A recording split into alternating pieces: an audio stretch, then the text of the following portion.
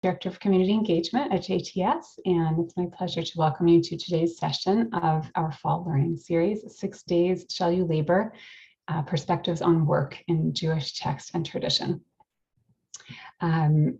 Special welcome to any first-time attendees today, and also special welcome to our scholar for today, Dr. Rachel Rosenthal, who's Assistant Professor of Talmud and Rabbinics, and her session is called If There Is No Bread, There Is No Torah, the Other Careers of Talmudic Rabbis. So last week, Dr. Jonathan Ray kind of challenged some of our assumptions and paradigms about Jewish jobs in medieval times, and let's see how Dr. Rosenthal challenges us today. We're so grateful to our sponsors for today's session. I just want to make sure that I have the right sponsors. I'm sorry.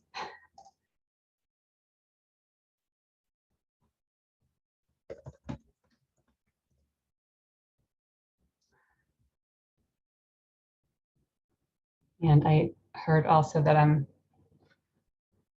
a little out of sync, so I will address that once my turn of speaking is over. So sorry about both of those things today. Okay, I do have the right sponsors. Thank you so very much to Susan and Stan Tannenbaum, who are sponsoring today's session in memory of their grandparents, Lillian and Morris Pollock, Samuel Rosenthal, Ida and Israel Cohen, and Toby and Samuel Tannenbaum. That's really lovely. I'm just thinking about all of those grandparents and how we're lifting up their memories today with your sponsorship. Thank you so much. Susan and Stan are sponsoring today at the Tzaddik level. We have 3 levels of sponsorship: Chacham for $540, Tzaddik for $1,000, and Navi for $1,800. And we hope that others of you will feel inspired to consider sponsoring a learning session with us, and you can learn more by emailing learninglives@jtsa.edu. And now I will turn it over to Tani for some additional instruction. Thank you, Rabbi Andelman. Just to briefly go over how we'll run Q&A, as usual, Dr. Rosenthal will pause for questions periodically throughout the class, and we'll also have Q&A period at the end. You can use your chat feature to submit your questions to Rabbi Julia Andelman. During the Q&A period, Rabbi Andelman will select a few of the questions to present to Dr. Rosenthal. For any technical or logistical questions, please initiate a private chat with either myself or Lynn Feynman.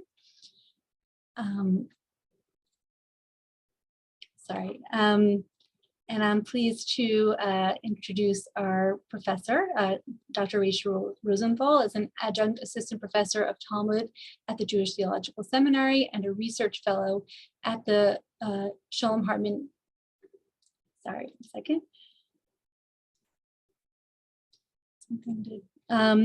at the Shalom Hartman Institute of North America. She received her PhD in rabbinic literature from JTS, where her dissertation focused on how rabbinic analysis of the case of the stubborn and rebellious son provides models for moral education and development. In addition to her work at JTS and Hartman, Rachel teaches at Central Synagogue, Lincoln Square Synagogue, and in a variety of other settings around the world. So pleased to turn it over to Dr. Rosenthal.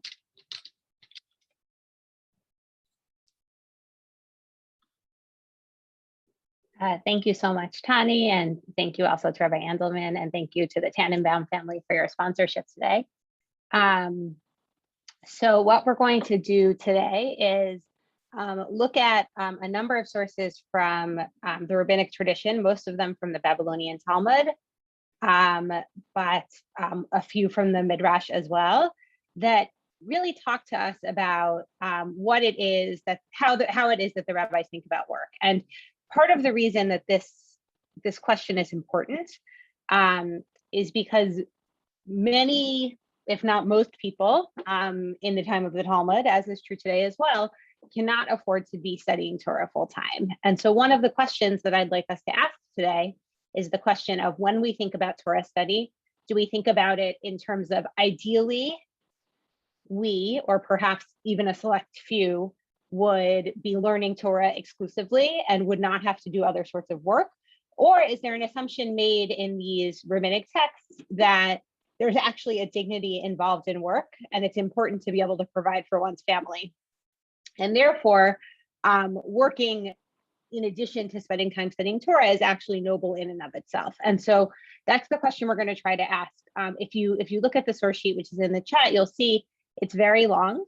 It is unlikely we will get through all of these sources today, but I wanted to, and this is even so just a selection of the sources that are out there, but this way you'll have further reading to do if you're so inspired to think more about this question. So the way that this class got its title is a quote from the Mishnah in Pirkei Avot, which is im ein kemach ein Torah, ve'im ein Torah ein kemach. So kemach is flour. So literally what it means is if there is no flour, there is no Torah, and if there is no Torah, there is no flour. And the way that this is, or bread, and the way that this is usually taken to be understood is to say that it's not that Torah and worldly things are in conflict with each other, but instead it's actually that they enable each other. And one of the ways that we're going to see this play out is going to be in stories of rabbis who have other jobs. So references in these rabbinic texts to rabbis who have other jobs can happen in a couple of ways. Sometimes a rabbi is identified by their additional job. For example, there's a rabbi named Rabbi Yochanan Hassandlar. He is a sandal maker, hence his name Hassandlar. So that's one way that we see this appear is through just titles that they're given. And the other way that we see it appear, and this is what we're going to focus on today, are stories where the rabbi's work is actually inherent to a particular story or scenario that comes up. So that's all by way of introduction, and we'll see more about how this works as we go through the sources. But let's go to the actual sources itself. So Tanya, whenever you're ready, if you could please share for us.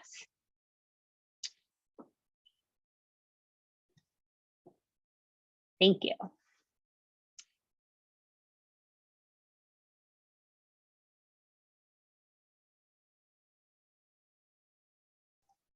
Our day of technical difficulties. We're normally such a well-oiled machine here. I hope you all will forgive us today. Okay, excellent. Thank you so much. Okay, so the first source that we're going to look at comes from Avot Rabbi Natan. Avot Rabbi Natan is a rabbinic collection of midrash on Pirkei Avot. For people who are not familiar, Pirkei Avot is often translated as the literature of the sages, the sayings of the sages, and it's part of the Mishnah, but it's unusual as far as the Mishnah goes in that it includes moral precepts and idioms and proverbs and things like that, rather than technically applied law. So most of the Mishnah that exists, there's Talmud on the Mishnah. Pirkei Avot is an exception in that it has this collection of midrash called Avot Rabbi Natan. So that's what we have here. So here it is quoting a piece of this Mishnah from Pirkei Avot where it says, Ohev et hamlacha, love work.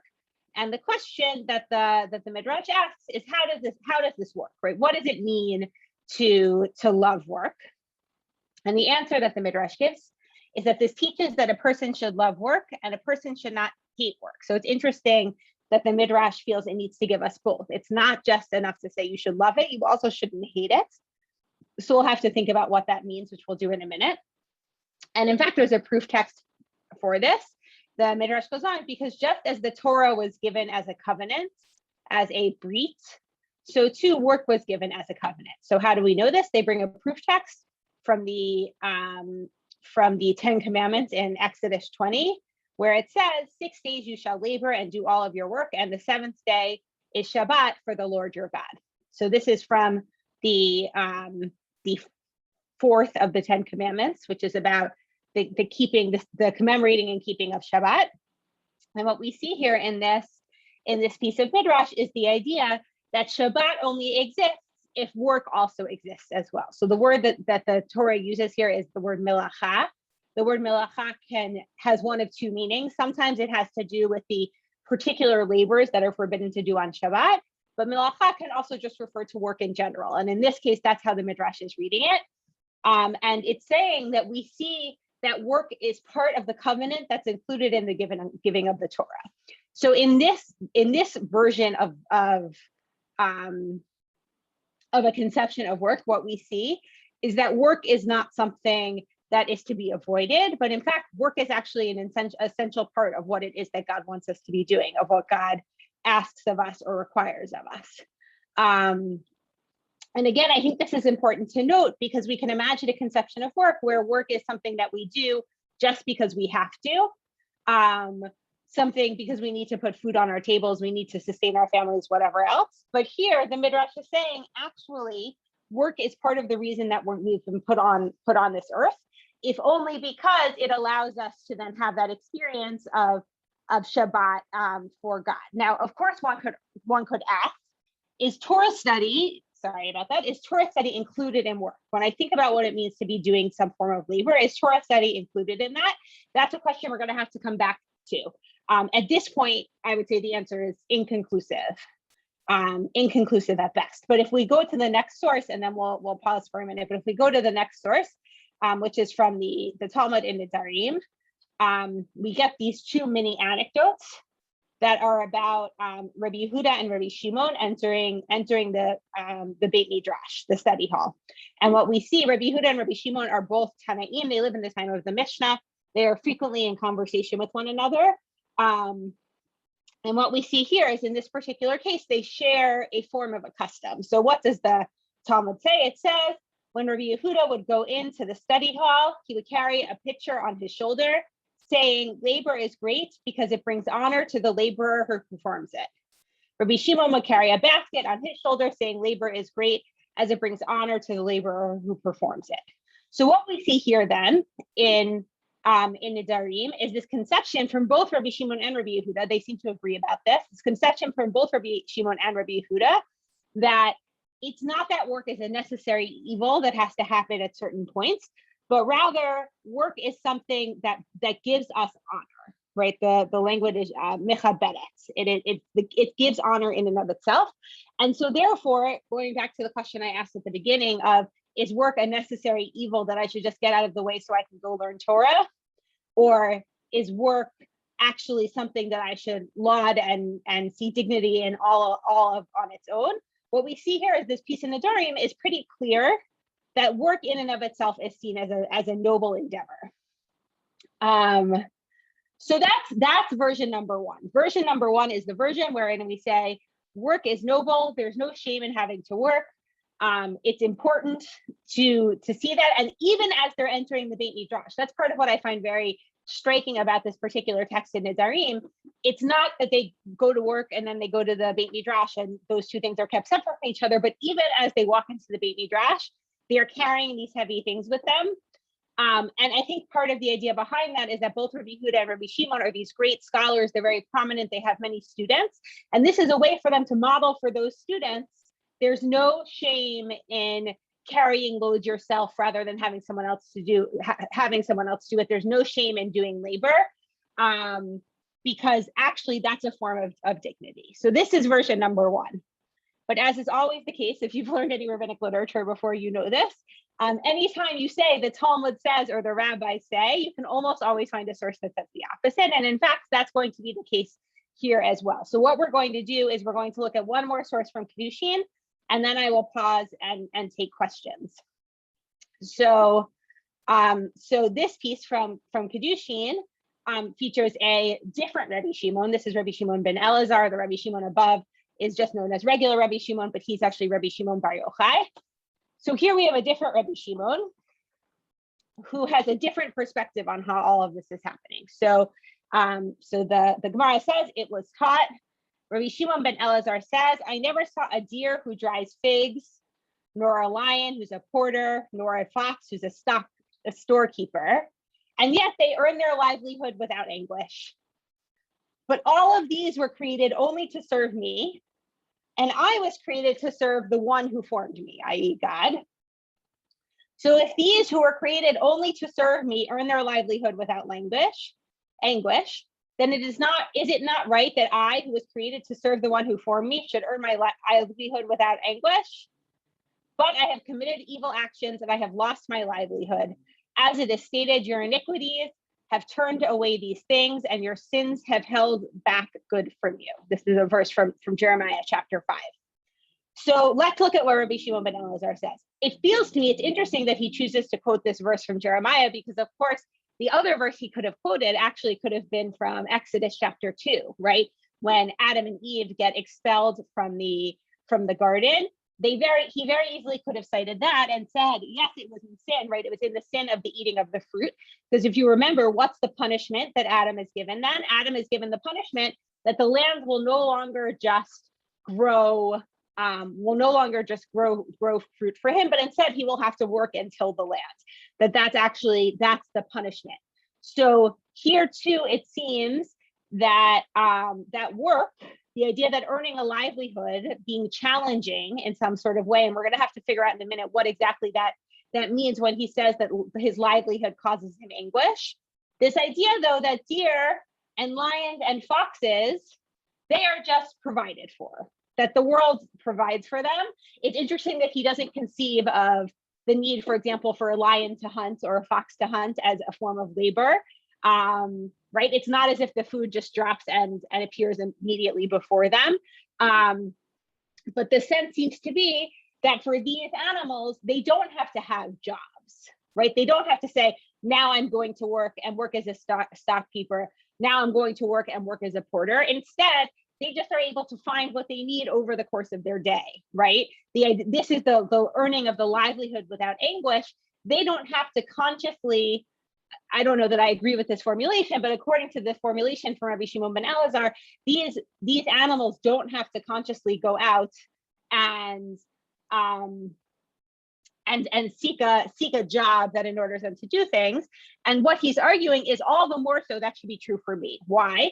Because animals exist to serve people, and people exist to serve God. So if in his conception, lowly animal doesn't have to work hard to or be bothered, right? The language is sa'ar. He doesn't have to experience pain or struggle in providing for himself. That should be all the more so true for people. But because people are sinful, I now have to go out and work hard in these ways that this anguish does necessarily come with my labor. And if we'll just scroll one more part, I think the next statement, which the Gemara brings in tangent with this one, which is Rabbi Nehorai, expands a little more. Rabbi Shimon here is a little bit, Rabbi Shimon ben Elazar is a little bit opaque. Rabbi Nehorai says it a little more explicitly, I think. So here we have, it is taught, Rabbi Nehorai says, I set aside all the trades in the world and I teach my son only Torah. As all the other trades serve only the days of his youth, but in the days of his old age, behold, he is left to die in hunger.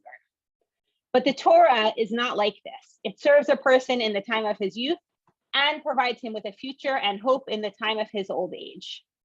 With regard to the time of his youth, what does it say? But they that wait for the Lord shall renew their strength. And with regard to the time of his old age, what does it say?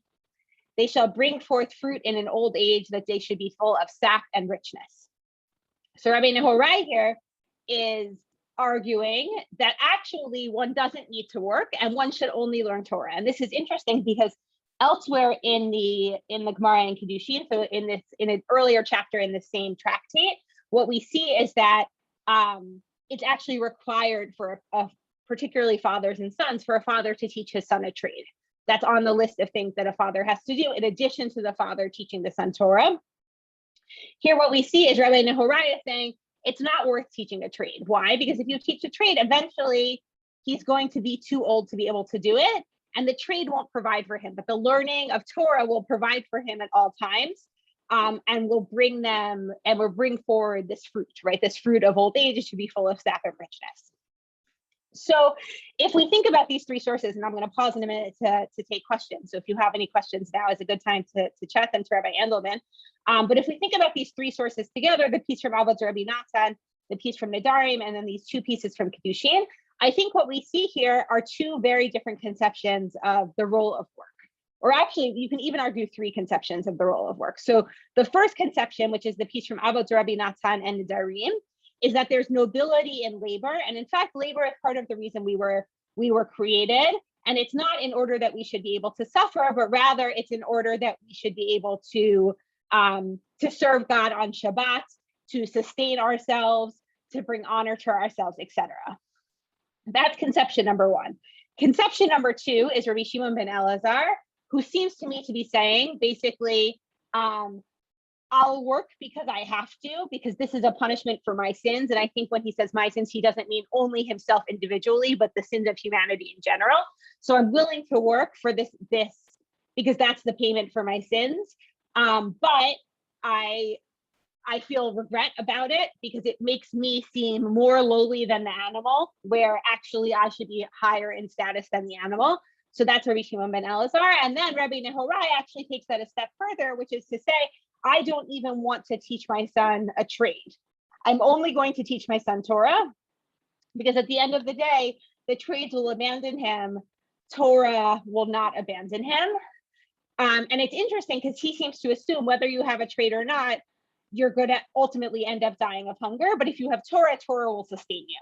And on one hand, that's a very beautiful idea, obviously. But on the other hand, it's not so practical, right? That the idea that we can just learn Torah full time and not have to worry about these worldly things and not have to worry about how exactly are we going to go ahead and provide for ourselves and our family. That's a very luxurious idea.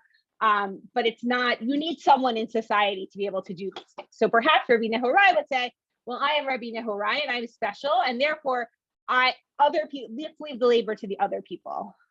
Let's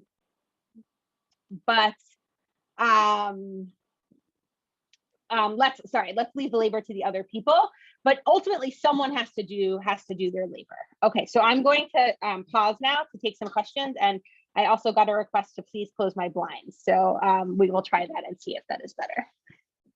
So Rabbi Andelman, what have we had?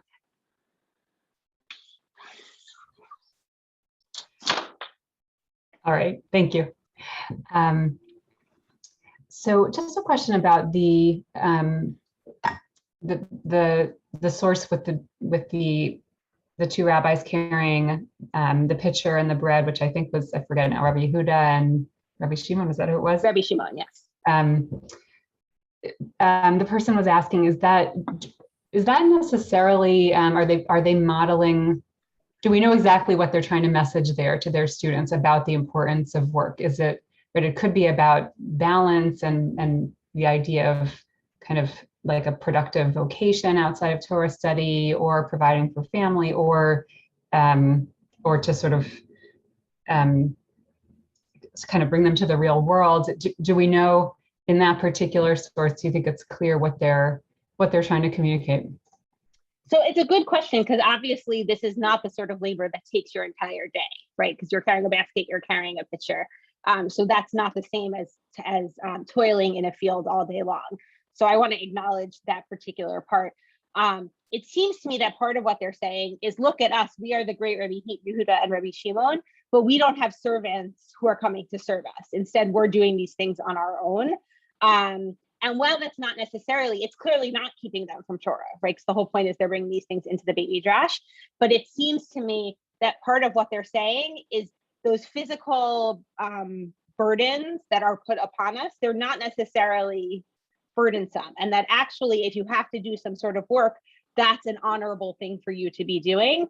What the implications of that are in terms of me being able to then not have a job outside of my learning, that is not totally clear from this source. And as we go forward, a few of the other sources we're going to see, the next piece that we're going to look at is going to transition into talking about actual rabbis who have actual jobs that they may or may not be able to complete jobs that impede them from being able to study Torah full time. So I think I certainly wouldn't read the piece in Nedarim as saying that therefore Rabbi Yehuda and Rabbi Shimon would say, yes, take a job, even if it means you never get time to learn Torah. I don't think they would say that at all.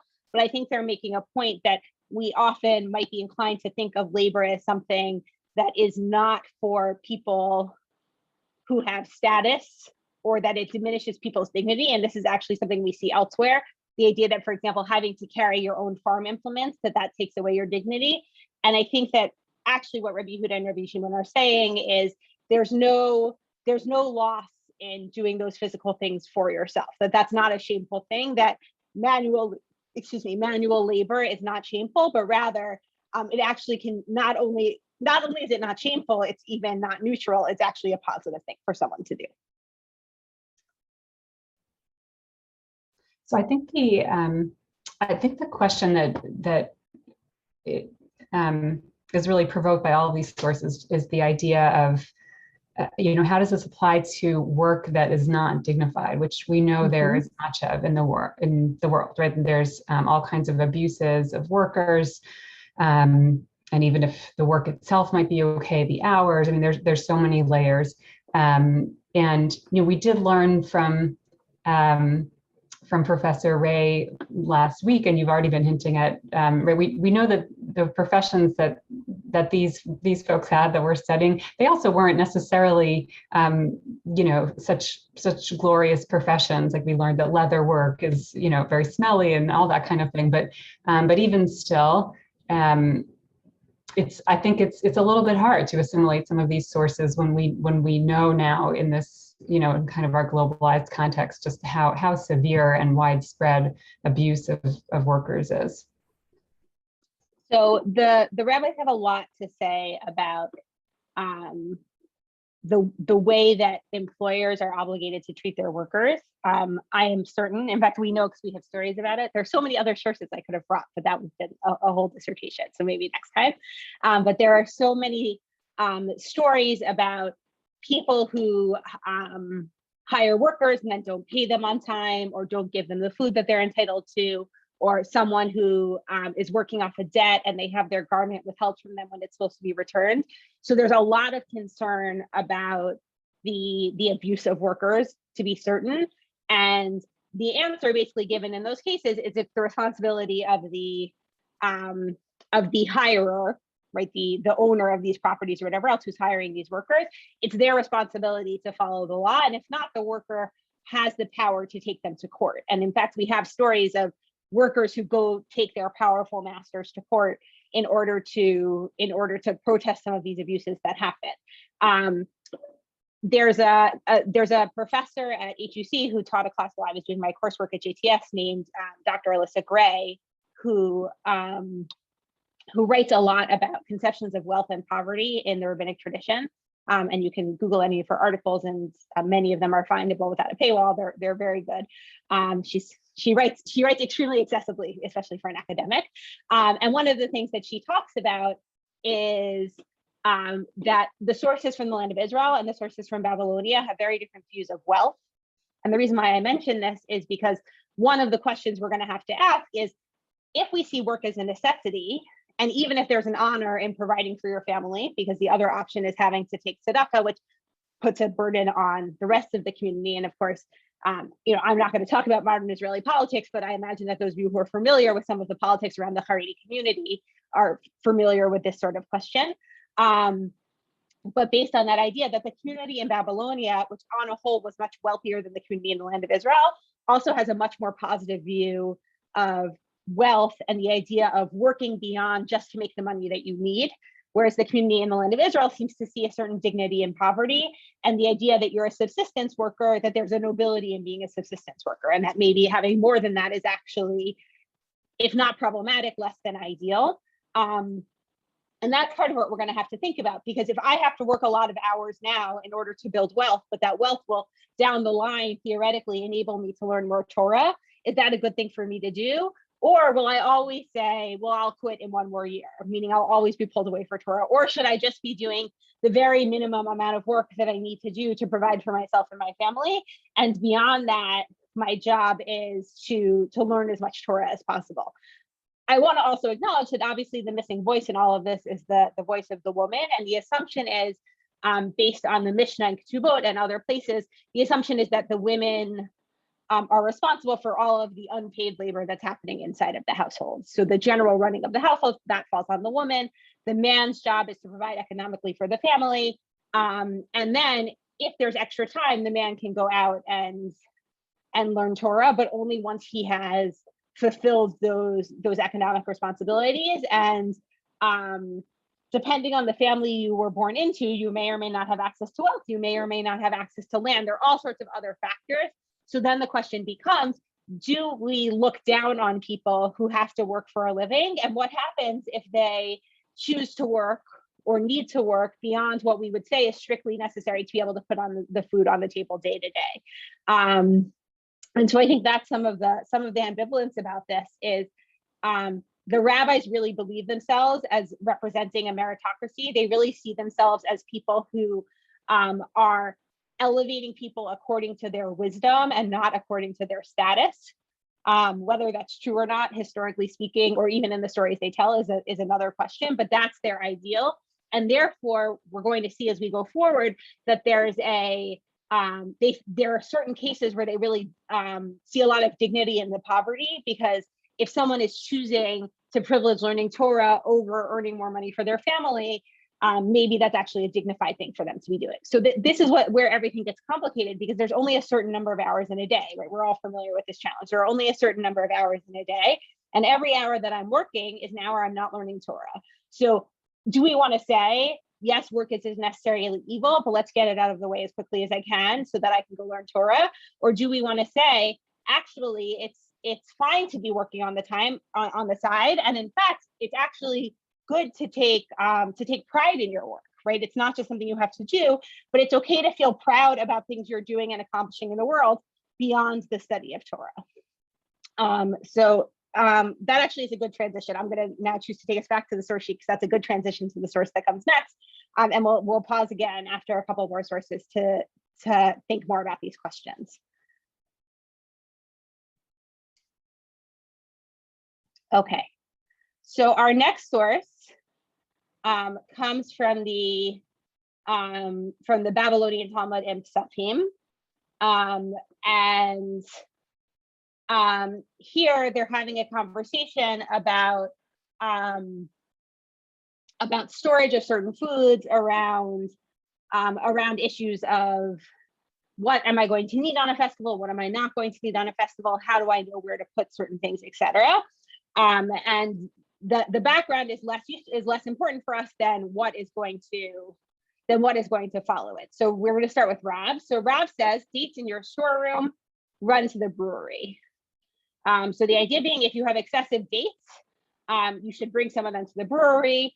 They're concerned about fermentation and the like in terms of chametz on Pesach. But again, this is not really the point for our purposes of what we're looking at here. So then the Gemara asks the question, how many dates should one keep for yourself? And Rava says up to 3 se'ah. So se'ah is a unit of measurements. So now though, we're going to see that there are people who are going to say that they actually know the answer to this question. Why? Because they themselves are making this beer. So Rav Papa said, if I were not a beer manufacturer, I would not have become wealthy. And some say that it was Rav Chisda who said, so we have a dispute in the tradition. Some people think it was Rav Papa, some people think it's Rav Chisda. Some people think it's Rav Papa, some people think it's Rav Chisda, but either way, one of them says, if I were not a beer manufacturer, I would not have become wealthy. So here what we see is two people, it's really one person, we're just not sure who it is, but a rabbi who says, yes, I am wealthy, and the way I became wealthy is through my work.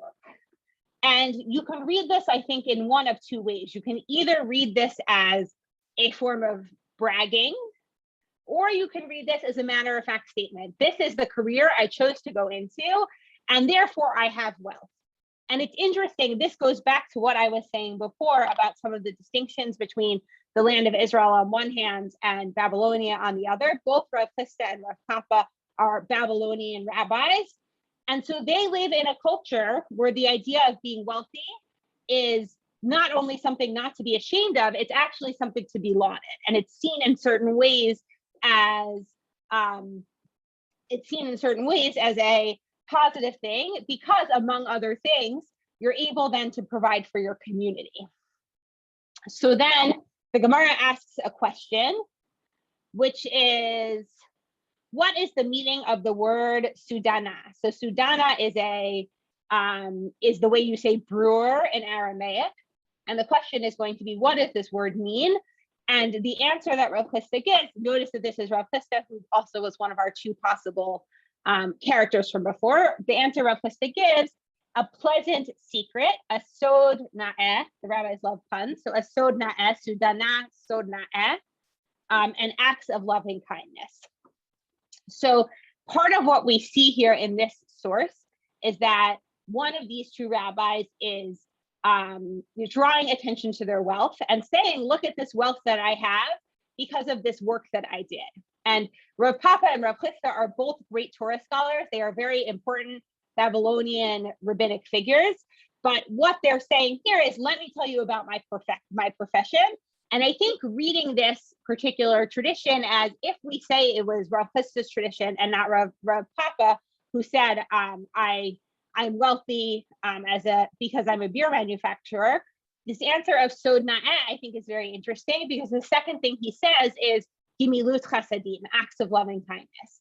So what we have here is an acknowledgement of the fact that part of what happens if you have wealth is you are able to go out and do these gimilut chasadim. You're able to go out and do these acts of loving kindness. So this is one of the things that that work is able to provide for you. In addition to, if I make a lot of money, then I'm potentially able to go and spend more time learning Torah.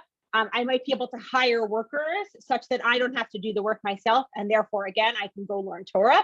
In addition to that, money, if I use it for good things, right, for these acts of loving kindness, that's a very good thing. And of course, I think it's intentional, this language of sod vis-a-vis the brewing, because there's a Jewish saying, "Nichnas yayin yotzei sod," which is when wine enters, secrets come out. Right, the idea being that alcohol somehow loosens the tongue. But here, it's for good things. It's not.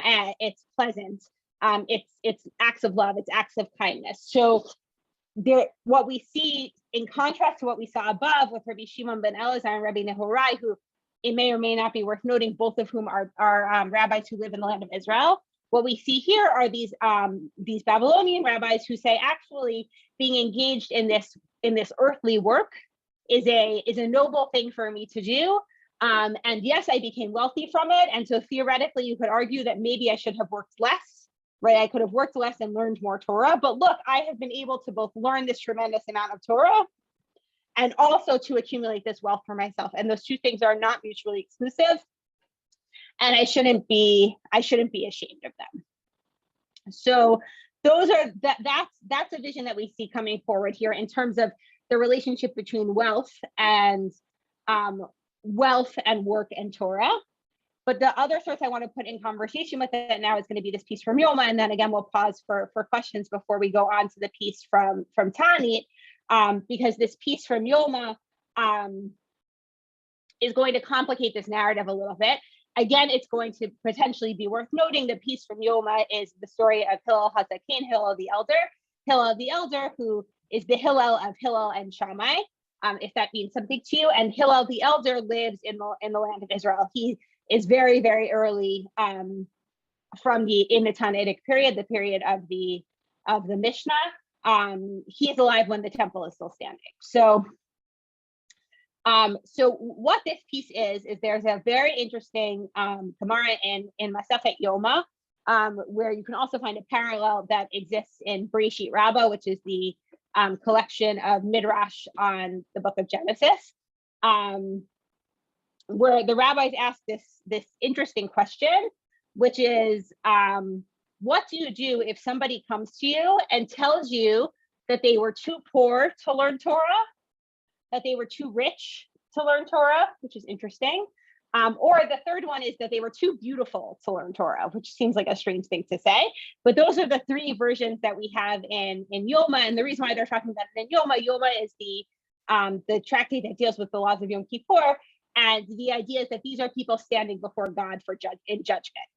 And for each of those three cases, they give the example of somebody who was even poorer or even richer or even more beautiful than you were, and who still found a way to learn Torah. So I only brought one of the stories here. I only brought the story of poverty. If people are interested in seeing the other two stories, you can look in Yoma 35b, or if you send me an email, my email is on the source sheet. If you send me an email, I'm happy to share the reference with you. But I want to focus for right now on the story of Hillel the elder, Hillel HaZaken, who, as is the case with many of the other rabbis in the Torah, in the Talmud rather, came to Torah at an older age, did not start learning Torah when he was very young, but instead came to it a little bit later in life, partly because he lived in extreme poverty.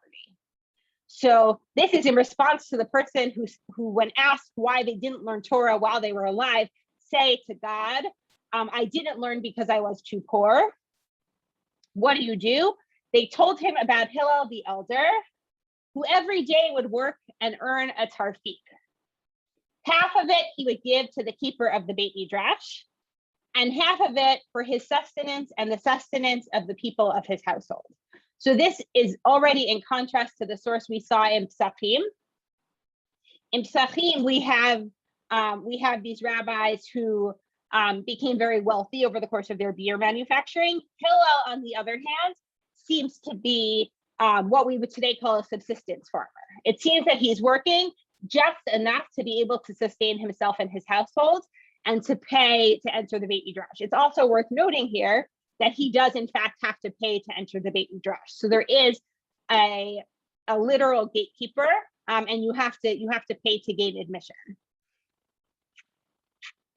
But it seems that every day he would work only until he earned this amount of money, and then it seems he would stop. So what happened? One day he was not able to earn anything, so he couldn't find work that day, and the keeper of the Beit Midrash would not allow him to enter. He, being Hillel, went up and sat on the skylight so he could hear the words of the living God from the mouths of Shemaiah and Avshalom. So Shemaiah and Avshalom were the heads of the court in the generation above Hillel and Shammai. So they said, whoever is telling this story they said that it was the eve of Shabbat, and it was in the time of Tevet, which we're getting to right now, meaning it's the winter, it's the time when it gets dark very early, and snow fell down on him from the sky. And so we already know that something unusual is happening here, because of course we know that it does not snow so often in Israel, and certainly not enough for what happens next in the story. When dawn came, Shemaiah said to Avtalyon, my brother, on every day the house of study is illuminated. Today it is dark. Perhaps it is a cloudy day, right? So, because remember, Hillel is laying on the skylight. And so overnight, they weren't surprised that it was dark outside. But in the morning, apparently they've been learning Torah all night, which is interesting because it's Shabbat. They're not home with their families. It seems that they've been learning Torah all night. But in the morning, they expect it to become light again when the sun comes up. And it isn't, but today it is dark, right? So they say maybe it's cloudy, but they look up and they saw the image of a man on a skylight. So that's when they realized it's not necessarily that it's cloudy, it's that something is blocking the skylight. So they went out and found him under 3 amot of snow. So an amah is roughly 1.5 feet. There are disputes about how much exactly it is. 3 amot of snow, though, is we're talking about 4.5 to 6 feet of snow. It's a lot of snow. And so again, whether or not it actually snowed this much in Jerusalem is an interesting question. But the point here, I think, is to tell us that Hillel's life is very much in danger because he's been lying under this blanket of snow on the skylight all night long. So they undressed him and they bathed him and anointed him and placed him next to the fire. So this is surprising because those are things you don't usually do on Shabbat. You don't light fires on Shabbat. You don't bathe on Shabbat usually. And they said it is appropriate to desecrate Shabbat for this one. So I think there's a double meaning at the end of this story.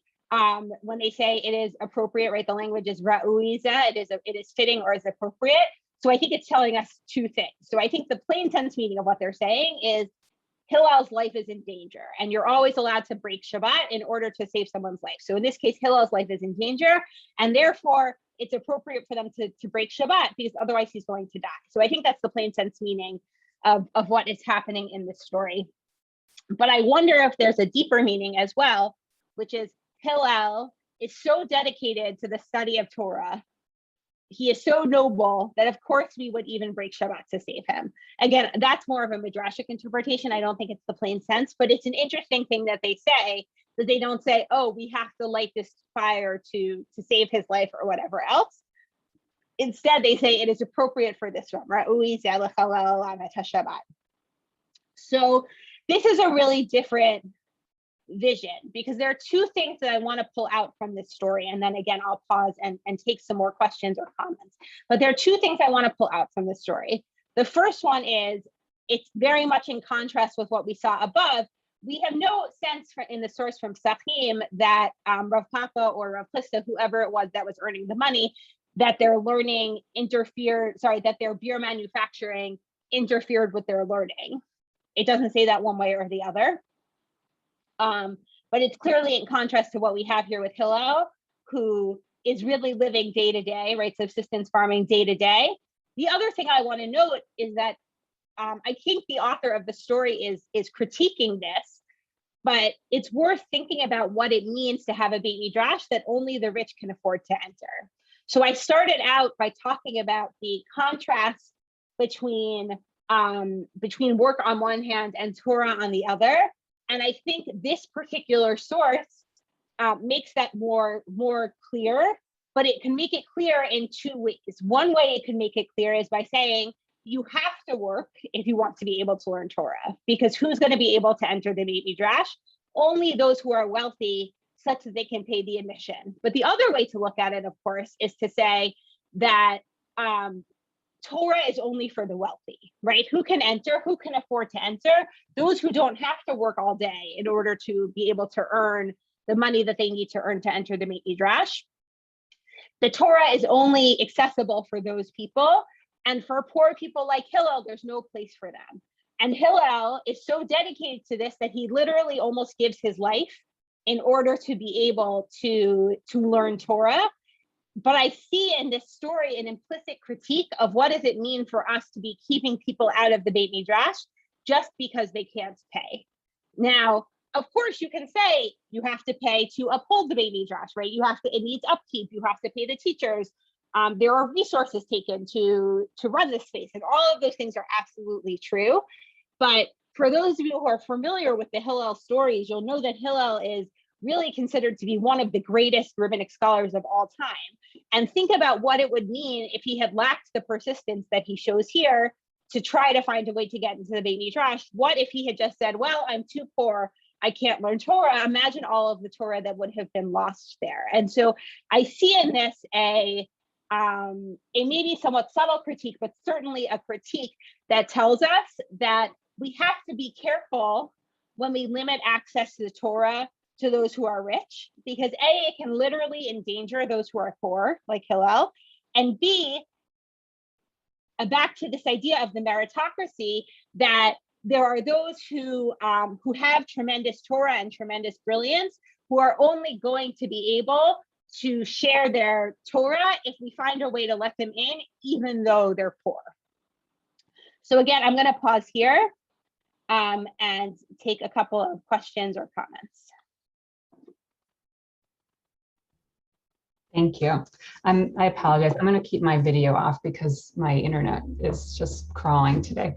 All right. I really appreciate where you went at the end, because I'm sure many people were thinking this, but right, the title of your session, you mean Kamachim Torah, the text from which your title is drawn, assumes that both work and education are possible, and we all know that for many people they're not, right? So you just it reminded me of Tevye. I forget exactly what he said, but he would study the holy books with the learned men 7 hours every day, something like that, but he can't because he's working. And I mean that's a literary example, but we know that there are countless real world examples of people who simply can't afford, people who drop out of school or whatever it is, they can't afford to both work and and learn. So I just wanted to thank you for, for calling our attention to that and raising that critique out of the sources.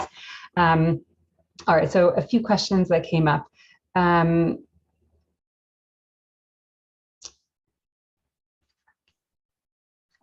So you were highlighting for us that that wealth, they see wealth as a good thing because they're assuming that wealth necessarily leads to philanthropy, which is great. And there was a question about, is there also kind of an ascetic value in rabbinic sources where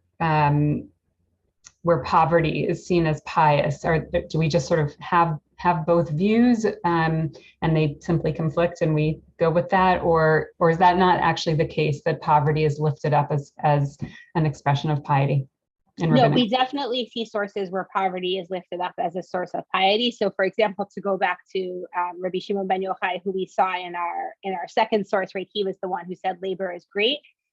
He is known for living in a cave with his son because he's on the run from the Romans.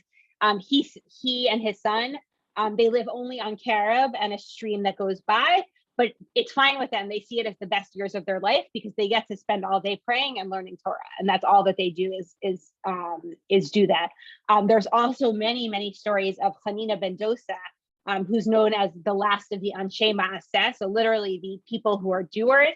But the way that gets understood is basically miracle men.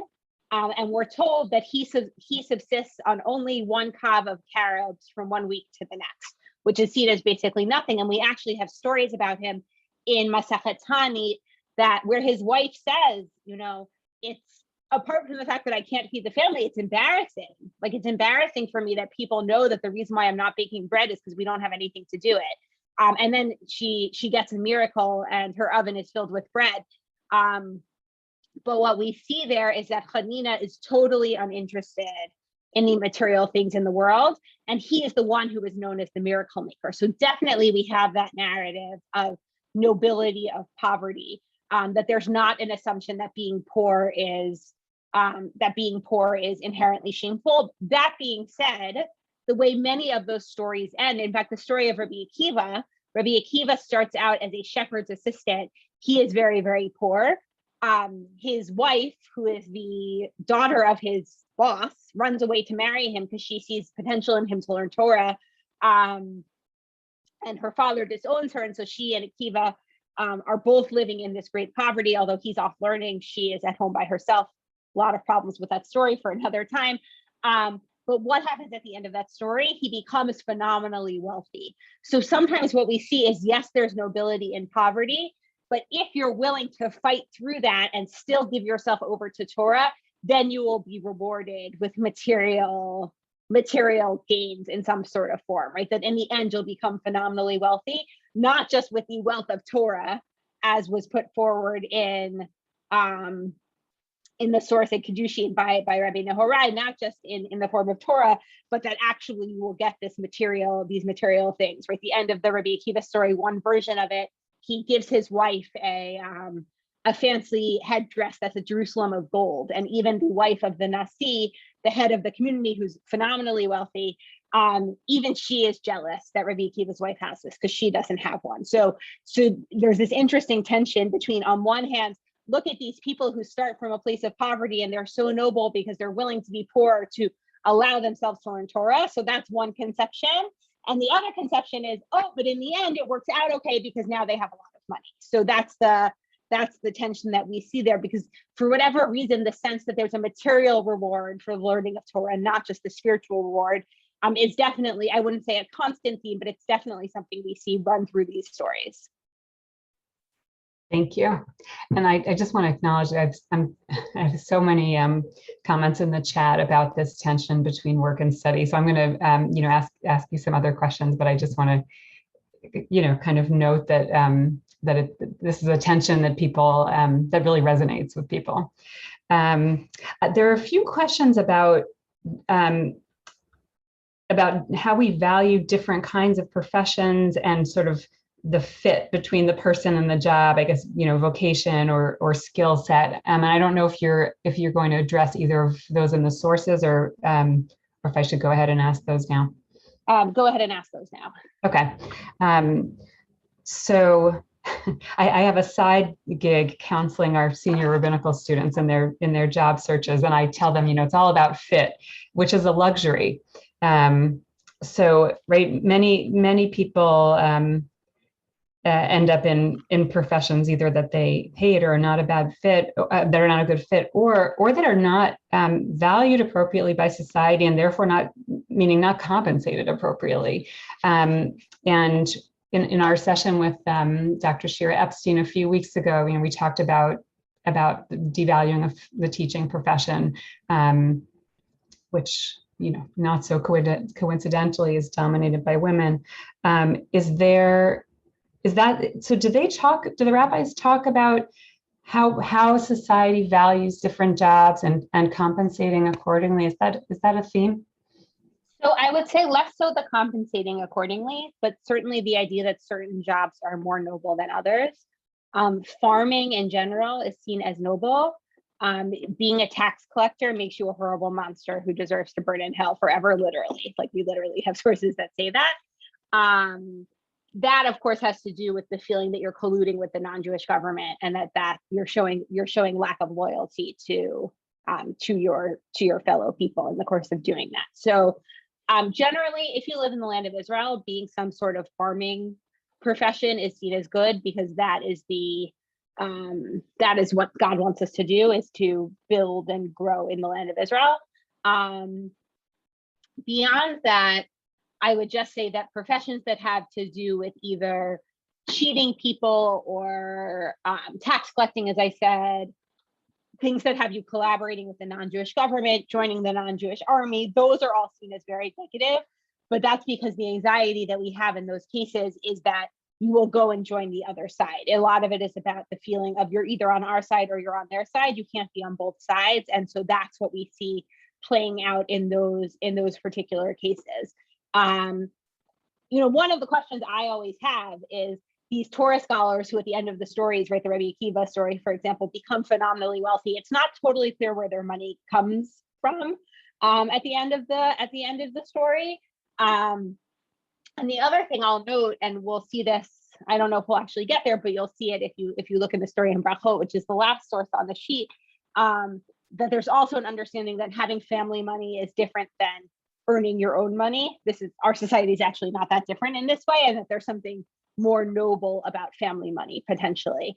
But yes, anything that is, sort of good hard labor is seen as very noble.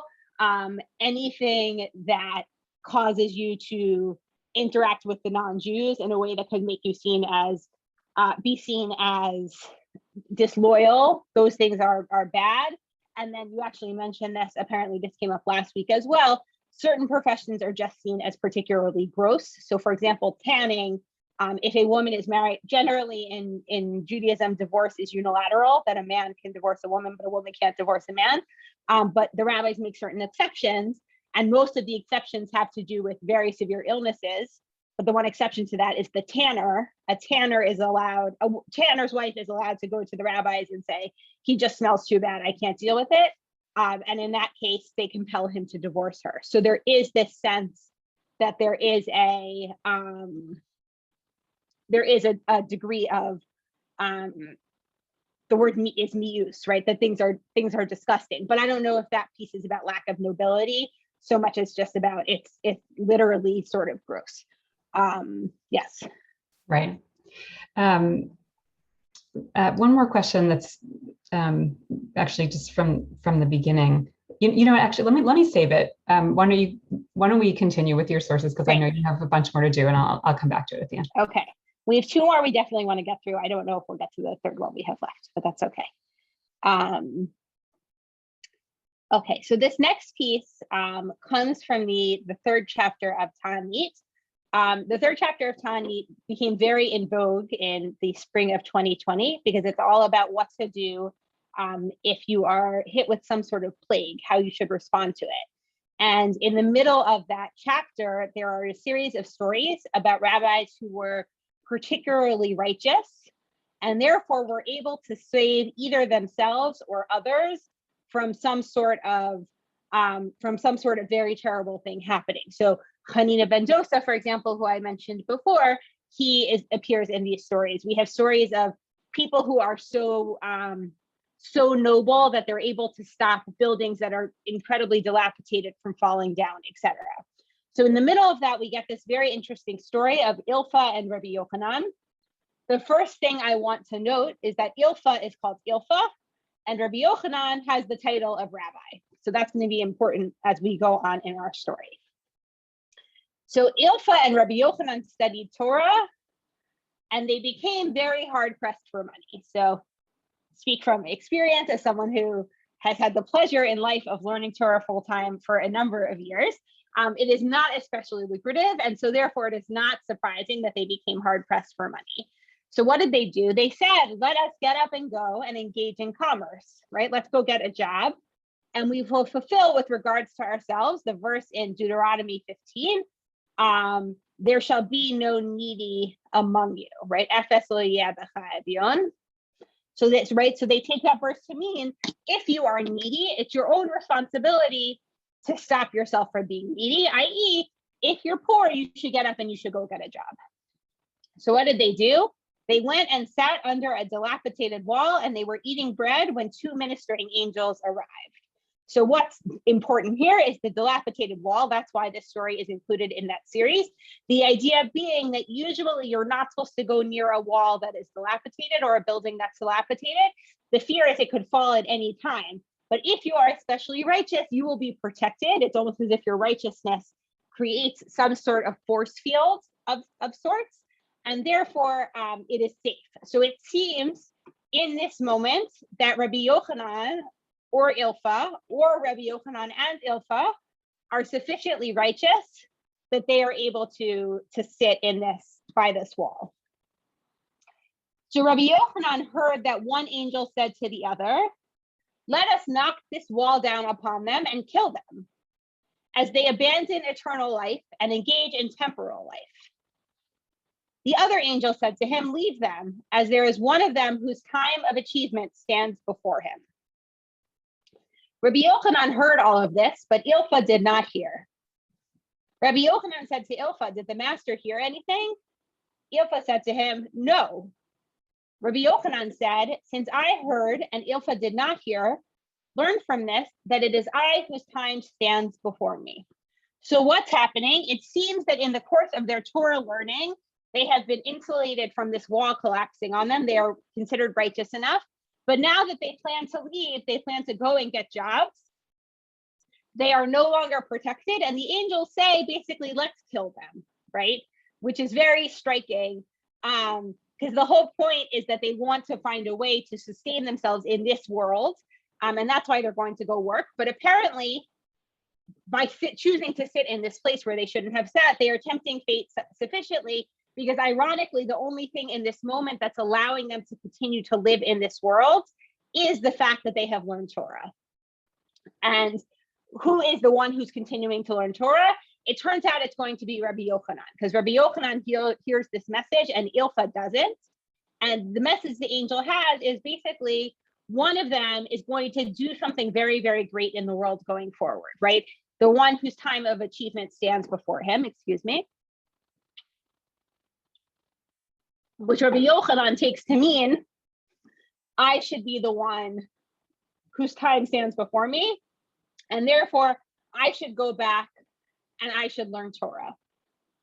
This feels a little bit unfair to Ilfa. I don't know if anyone else agrees with this particular take, but whenever I read this story, I feel bad for Ilfa, because it's not as if Rabbi Yochanan on his own decides that he's going to go back and learn Torah. Instead, basically, the angels tell him to do that.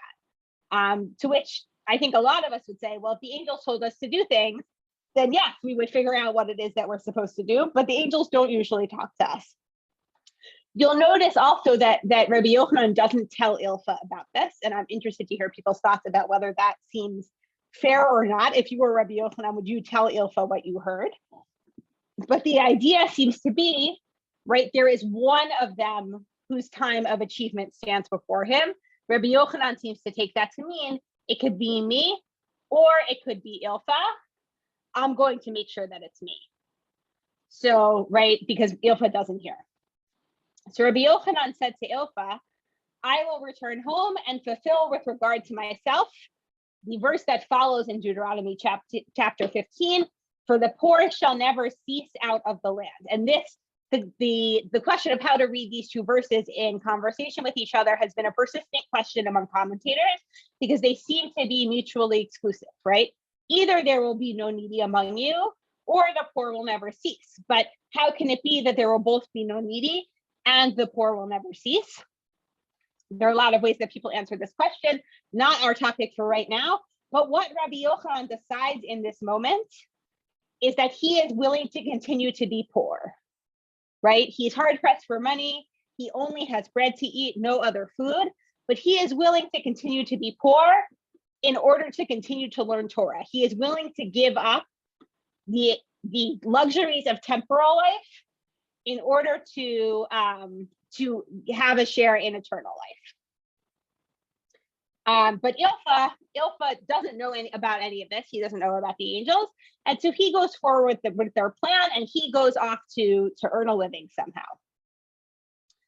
So by the time Ilfa came back, Rabbi Yochanan had been appointed the head of the academy. So this seems to have gone very well for Rabbi Yochanan. Not only does he stay, but he becomes the head of the academy, which I assume comes with a pay increase. And so it would seem, although the Gemara doesn't make it explicit, it seems to me likely that Rabbi Yochanan is able now to both have at least some of the things of the temporal world, in addition to this promise of the share in the world to come. So his colleague said to him, and the language is interesting. It just says Amru lo, they said to him, and it's unclear if this is the Steinsaltz translation. His colleague said to him. So who the colleagues are is interesting to think about. Is it Rabbi Yochanan's colleagues, meaning Ilfa returns to the Beit Midrash and this is what he finds, or is it Ilfa's colleagues at his other job? Right, but if the master had sat and studied, wouldn't the master have been appointed the head of the academy? Basically saying to him, you chose to go out into the world and do this, but if you had made a different choice, you could have had the glory of Rabbi Yochanan also. And this is part of the reason that I assume that what is happening here is that Rabbi Yochanan is having financial success in addition to this spiritual and status success of being the head of the academy. And so what does Ilfa do? Ilfa went and suspended himself from the mast of the ship. It's very dramatic. He went and suspended himself from the mast of a ship saying, if there is anyone who can ask me a question concerning a breita of Rabbi Chia and Rabbi Oshia, and I do not resolve his problem from a Mishnah, I will fall from the mast of this ship and be drowned. So let me be clear about what's happening here. A couple of things in terms of background before we go on. The first is a breita is a source from the rabbinic period that is not, from the Mishnaic period that is not included in the Mishnah. So sometimes it's found in other collections of rabbinic literature that is contemporary with those. It can be in what's the Tosefta, it can be in Midrash Halacha, or sometimes it's just what we call a stam breita, which means we don't have an alternate tradition for it. The teaching is just floating around on its own in the Talmud. But the other thing to note is that a breita and a Mishnah are seen as roughly equally authoritative. But if the two are in conflict, the Mishnah is more authoritative than the breita. Okay, so that's the background on what he's talking about here. But he's basically saying he wants to show that even though he himself has not been sitting in the Beit Midrash and learning, he has not become the head of the academy, that he can still solve any of these problems that come up, right? It's like when we talk about book smarts versus street smarts, but he's going to argue that he has a form of street Torah. So let's see what happens. So a certain old man came and taught him. So he brought him this breita. If there is a man who, upon his deathbed, says, give a shekel to my sons every week, but where they are fit for the courts to give him a sela is equivalent to 2 shekels. These are all units of measurement based on weight. Then they should give him a sela. But if he said give him only a shekel, the court gives him only a shekel. So what we're imagining here is a scenario where a man is dying, and he, instead of giving his sons the full inheritance at once, he basically says to the courts, please basically give the inheritance as an allowance of sorts, right? Maybe he doesn't trust them not to spend it all at once. Maybe they're minors, whatever else it is.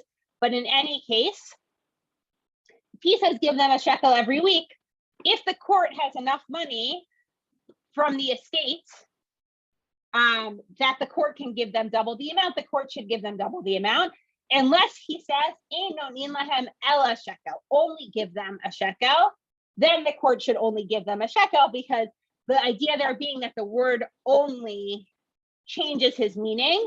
With the first case, we take his meaning as being, I want you to parse out my inheritance such that it will sustain my sons for a long time, in which case the court can decide how much they're giving. But if he specifies, I want you to only give this amount, then you should only give that amount. I do want to note, by the way, that it's interesting that the example being given to Ilfa as he's hanging from the mast of the ship has to do with the allocation of money. I don't think that that's an accident, right? That the authors of this story are choosing to go with a story about money, about expending resources and figuring out how to do that. So there's a second piece of this. If one said, if my sons die, others should inherit the portions in their stead, whether he said, give them a shekel, or whether he said, give them only a shekel, the son gives his sons only a shekel per week. So the thing that changes the ruling made above is if the father specified a second line of inheritance, so people to inherit after the sons, it doesn't go to the son's estate, but rather passes on to a third party. In that case, we can assume that the father's intention was that there should be money left over, or that there could potentially be money left over. So in that particular case, the court can only give a shekel, because if not, it's as if they're taking from the people who could theoretically inherit after the sons die. So this is the Breita. And the question now is going to be, can Ilfa link that Breita to a Mishnah? Meaning, can he find a source in the Mishnah that explains the general principle put forward in this Breita? And Ilfa said to the old man, in accordance with whose opinion is this ruling? It is Rabbi Meir, who said it is a mitzvah to fulfill the statement of the dead. So it turns out that in the end, Ilfa does have a way to solve this particular problem. He solves it by saying you should always uphold the words of the dead. This is according to Rabbi Meir, and therefore Ilfa is able to still show that he has Torah tracks. So there are a few things happening in this story that I want us to note. So the first is that we very much create a dichotomy in the middle, beginning and middle of the story of either you can be learning Torah or you can gain material success. But as Rabbi Yochanan and Ilfa conceive of it at the beginning of the story, those two things are mutually exclusive. And that also seems to be what the ministering angels say, right? They are seeking temporal life and abandoning life in the world to come. But actually, the end of the story makes it much more complicated, because Rabbi Yochanan is now the head of the academy. And as I said, that comes with status, and I assume also at least some sort of financial benefit, which means he has found a way to both have Torah and sustenance. And Ilfa has been off doing whatever business it is that he's been doing. So Ilfa has been engaging in business, but at the same time, it's clear he has also learned a lot of Torah, right? And he is either so embarrassed by the fact that he chose to go away and work instead of learning, or alternatively, so confident in the fact that he is able to learn Torah successfully, even though he's not doing it in the conventional space of the Beit Midrash, that he is willing to put his life on the line in order to prove that he also knows much Torah. And in fact, he's successful in being able to do so at the end. So I go back and forth every time I read the story. I go back and forth on whether I think that this is a story where Ilfa is a villain, it's too strong of a word, but a negative character or a positive character. But I do think it's worth noting that by the end of the story, we've really complicated the idea that sustenance and Torah are mutually exclusive. Because what we see is someone who has great Torah, Rabbi Yochanan, who also finds a way to get sustenance. And we see someone who has great sustenance, that's Ilfa, has also found a way to learn a lot of Torah. And so while I'm not sure if that was the intention of the authors of this story, obviously I can't know their minds, that's something that I noticed here, that actually, if the goal of this story is to show that there's nobility in choosing to learn full-time, even if you're poor, I think the end of the story actually really complicates that particular idea. Okay, I just said a lot of things, so I actually am going to pause here again and see if people have questions or comments about this particular story. Yeah, I'm really reacting to that story too. It seems like he seems to me like the protagonist at the end, and like the angels were in the wrong. They were willing to just topple the wall over onto him, whereas he and Rabbi Yochanan were right. It's interesting that when they set out to take on jobs instead of learn Torah, they're applying a biblical verse in. It's a very Torah way of approaching pursuing a profession, and so he seems sort of like the tragic hero to me. But I guess you could I hear what you're saying, because really it's Rabbi Yochanan who things work out for. Mm-hmm. But I think you could argue things work out for Ilfa also. He has to do this very dramatic thing where he says basically, I'll die if I can't do this. But I'm assuming he wouldn't do that unless he knew he could do it. So that's what I'm saying, about it's more complicated. And I think there's something to this, to the idea that people who learn Torah and know Torah are not only the people who sit in the Beit Midrash all day. I assume the people who sit in the Beit Midrash all day generally know more, but they're not the only ones who have access to it. Right. But he wins in the sense of it doesn't prevent him from learning Torah, but he's not recognized for it. In this Yes, he loses the status. Exactly. Just looking at the comments. Okay, I don't have more comments on this should I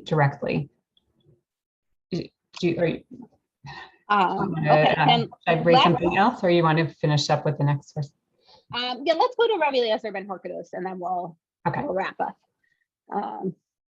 So this story, I have to give credit to my teacher, Rabbi Wendy Absalom, who loves this story very much, and I've heard her teach it many times, and so I felt like I had to include it today. There are a few different traditions of this story. I've brought the one from Pirkei de Rabbi Eliezer, which is named after Rabbi Eliezer ben Horkonos. Eliezer ben Horkonos is an interesting figure in general, because he's very, very powerful in his learning of Torah. He's also very stubborn. If you're familiar with the story of the oven of Achnai, Rabbi Eliezer is the one who's calling on heaven to bring all the proofs for him. And he actually ultimately ends up excommunicated. So as I said, he's a complicated figure, but it turns out that he has an interesting origin story. So what do we learn? It once happened with Rabbi Eliezer ben Horkonos, whose father had plowers, and they would plow on the fertile or the arid ground, where they would plow on the ground that was easy to plow. And he would plow on the stony part, meaning Eliezer ben Horkonos, and he would sit and he would cry. His father would say to him, "Why are you crying? Perhaps you are crying because you are plowing a stony part. Now you can plow on the fertile ground," right? His father thinks he's crying because it's too hard, and so says to him, "Oh, if it's too hard, you can go plow in this other place instead." Rabbi Eliezer said to him, "No."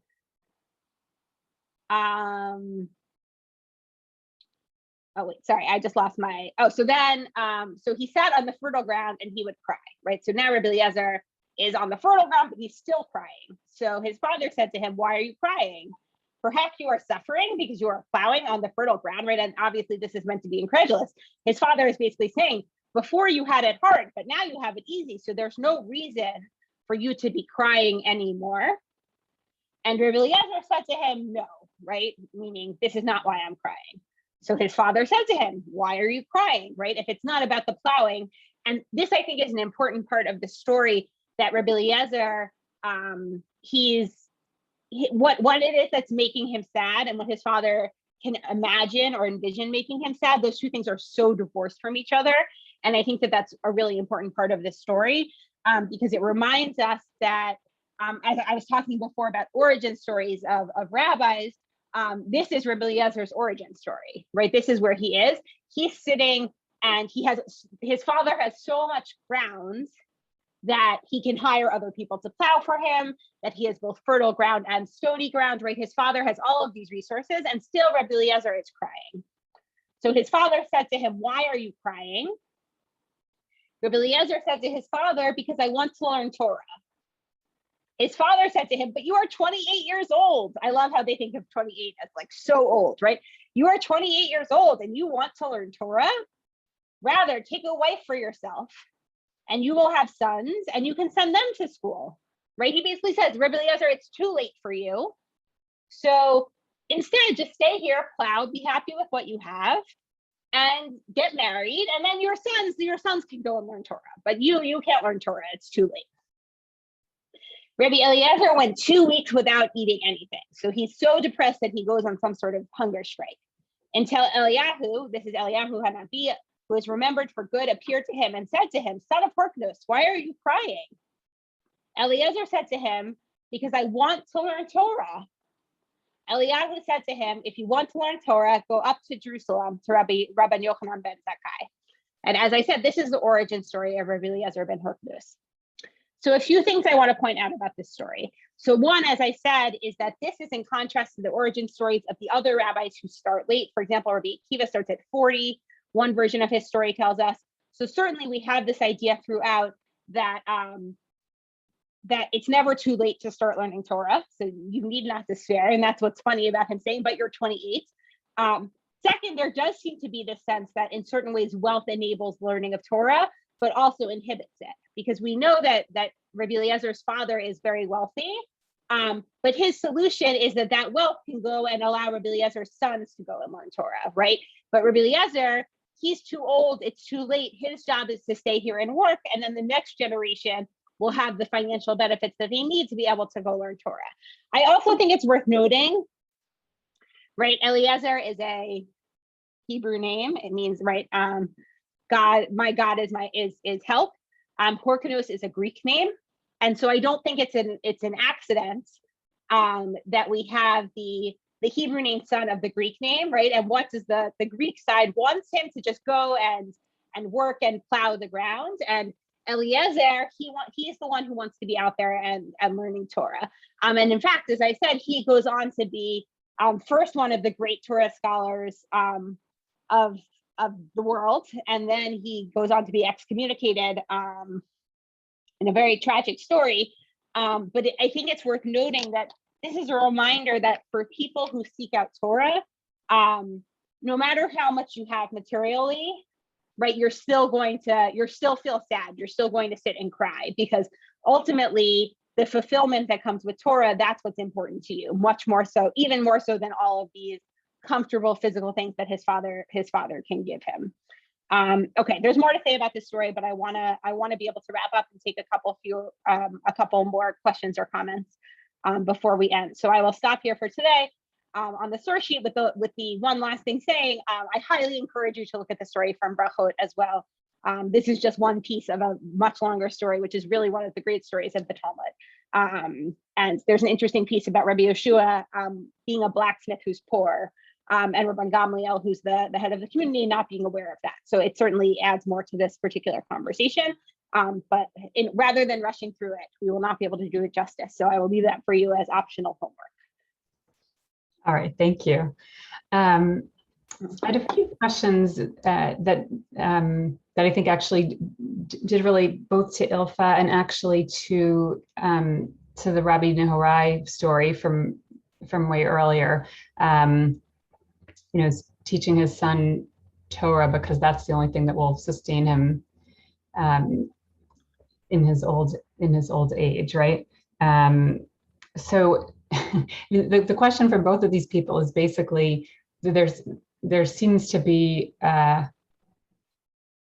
like a lack of being in touch with reality here, that if you if you can't if no one earns a living, then that's the foundational sentence that you started with again. But how can there be such a devaluing of work? Just like you can't learn Torah if you're not alive because you didn't work and you can't feed yourself.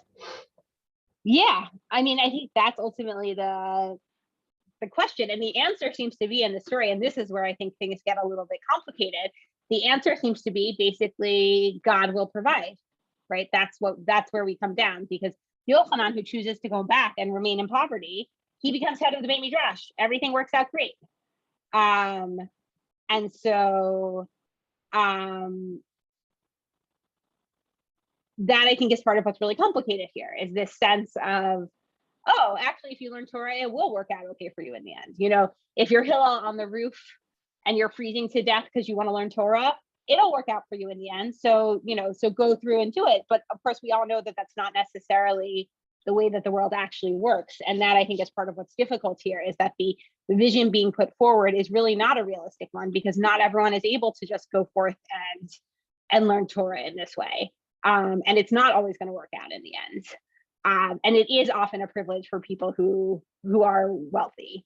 But the rabbis, for reasons that I think are probably understandable, don't want to admit that. And that's how we end up with these particular models coming forward. Great, thank you. It's I'm just being reminded how these very ancient sources speak to issues that we just that continue to be very real for us today. All right, so let's close with a completely different question. Great. Someone asked way at the beginning, which is about retirement, and we have a lot of retirees on in our learning group here, and the question was, for the view that the views that you shared with us earlier on, the texts that really lift up work as something that we should categorically love. Is there anything, would they be looking askance at sort of putting in your time and then retiring, or not necessarily, because maybe the assumption is just that's what people do when they get old and the community and their families take care of them? Yeah, I think that's actually the luxury of retirement. Is the Gemara at the end of Moed Katan talks about the idea that you it links ages that people live to merits that they have. If you make it to an old age, A, that means you have wisdom, according to the rabbis. And B, it means, yes, because you have that wisdom, now you get to sit and learn, right? That's a noble thing. And the assumption also, right, they have a very particular family structure that they're living by. So their assumption is that when people grow old, that when you have children, your sons will stay with you, your daughters will go and live with their husbands' families, but your sons will grow up and then they'll take care of you when you're old. It's very much a model of intergenerational households. So yes, I think there is an assumption that retirement is good and possible and to be encouraged. And that can be the time that you get to go and learn the Torah, right? You might not have been able to the same fullness before. And I think that's part of the beauty, right? We in our society, 40 is like, you're somewhere between in your prime and maybe even just getting started, depending on your profession. For them, 40 is already on the older side because people died much younger back then. I think that's the point of Rabbi Akiva starting to learn Torah when he's 40, is that's their way of saying, whenever you start, it's never too late. It's always better than waiting one more day, which I think is a really beautiful message. I started learning Torah at 23, which is obviously not the same as 40 or 80, but it's also not the same as 6. And this is something I love to say to my students, that I had never seen a page of Talmud before I was 23, and now I'm their teacher, and I've been very blessed to have the opportunity to do that. But just that feeling of it's not too late. But I think these stories are very sympathetic to the fact that you might be limited in your resources, at least up to a certain point. And so certainly we don't see a voice saying, oh, well, you should really just learn Torah and anything else you're doing is just a distraction from that, which is part of why I find these sources so interesting, that there's an acknowledgement of the realities that the world requires of us, and that our families require from us, and all of those things. And that not only are those things necessary, but they're not even necessarily necessary evils. Sometimes they're just noble in and of themselves. And there's something I find very reassuring in that. All right, so there's an affirmation to all of our retirees here that you are exactly where you're supposed to be, learning with JTS right now.